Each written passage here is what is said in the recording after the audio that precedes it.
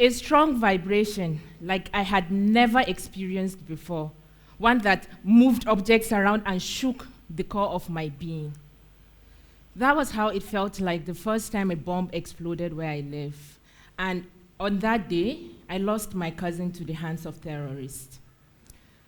His sudden death, I didn't know what to make of it. The feeling was overwhelming, the grief, the anxiety, the fear of not knowing whether we were going to be dead at any moment. I didn't know what to make of all that. At home, nobody talked about it. Nobody in the society talked about our traumas. It was as if they shouldn't be there. Only physical safety should be our concerns. 10 years later, and I still remember exactly how it felt like and what happened. And the war is still going on out there. And every single day, Aishas like me with traumas are being created. I rose above my traumas and I made something out of it, and that is the journey I want to take you on today. I have some few questions. Why does an individual who looks very full of life take their own lives? Or why terrorism gains ground amongst young people? Every 40 seconds in the world, somebody dies by suicide, which means that in the past 2 minutes that my presentation has started, at least 3 people have ended their lives. And 77% of these deaths happen in low and middle income countries like mine, Nigeria. When we talk about depression, it's amongst the leading causes of disability worldwide because it takes away an individual's abilities to engage in activities. And this is not just an individual crisis. Every year, the world loses up to $1 trillion in productivity due to depression and anxiety.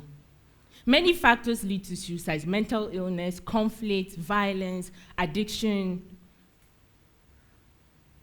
And suicides are preventable. That is the saddest part of all of these data.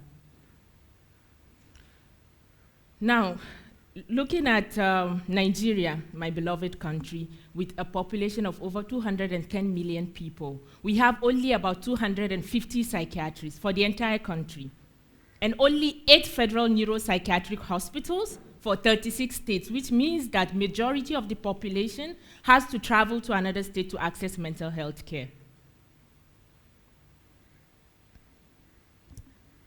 Looking at our own individual responsibilities, yes, sometimes we come across people in our lives who are strong enough to speak up and seek help for their mental health challenges. But what do? We shame them, we silence them, we stigmatize them, we call them, look, the mad person. That is what we do as individuals. If, like me, you grew up watching Hollywood comedy films, then I'm sure you're familiar with Robin Williams, the actor who filled our hearts with laughter. In 2014, he ended his life. And it was later revealed that he had battled with depression for a very long time. Now, when you look around you, there are many Robin Williams in your families, your colleagues, amongst your friends, who every single day wake up and battle between choosing life or ending it.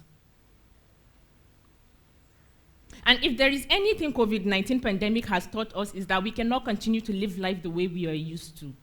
Life can't continue going on like that, especially with our healthcare system. That gap, it needs to be closed.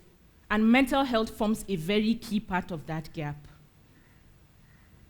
Access to mental health care is a fundamental human right. It's not about the sick person. Everybody has a mental health. You have it.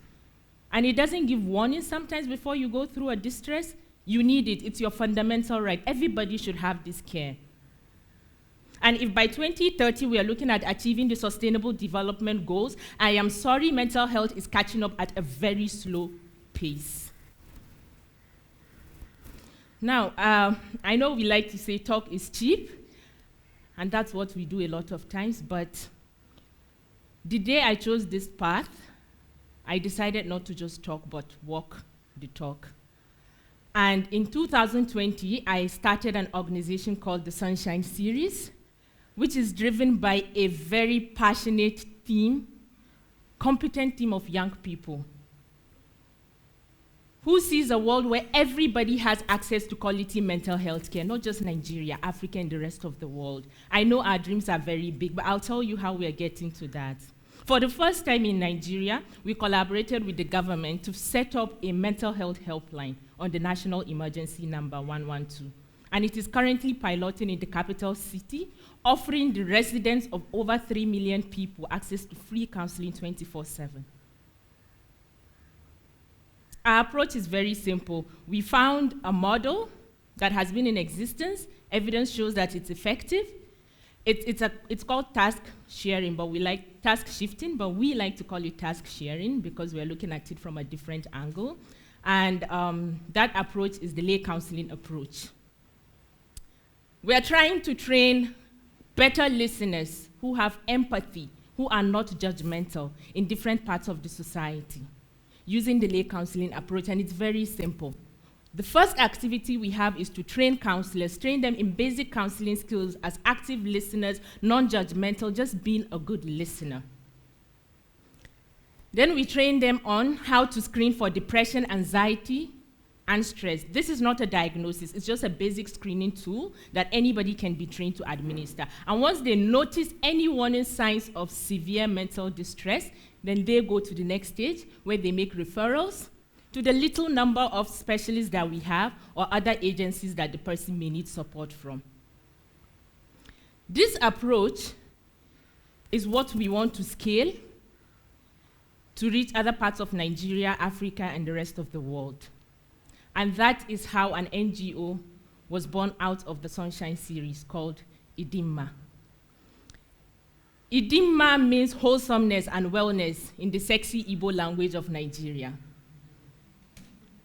And the philosophy that Idimma is standing on is the African philosophy of Ubuntu, which means community togetherness. We want to empower community members to self-heal and to improve their own mental well-being. So this lay counseling approach, we're going to train different members of the community that you cannot even imagine. We're going to be training traditional leaders, elderly people, young people, religious leaders, community healthcare workers. We are basically going to train anybody who can be a good listener. Before I leave, I want to take you on an imaginary journey. Just quickly, I would like for everyone to close their eyes and take a deep breath in and out. Now imagine yourself in a park, all green. The skies are blue, the sun is warm, but there is a cool breeze blowing on your face. The kids are running around playing, and the adults are filling the air with laughter, chatting away. Let this good feeling sink in for a second, and then come back. Please come back.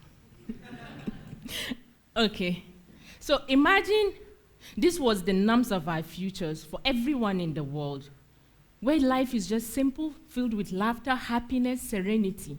Not the norms that we are currently used to, which is filled with violence, terrorism, abuse, war, drug addiction, and it's the order of the day. And that future you imagine is possible the minute we begin to invest in our mental health. When we consider it as superpower, we will put in more effort towards making it thrive, and everybody will thrive. At Idimma, this is the world we want to create for you. Thank you very much.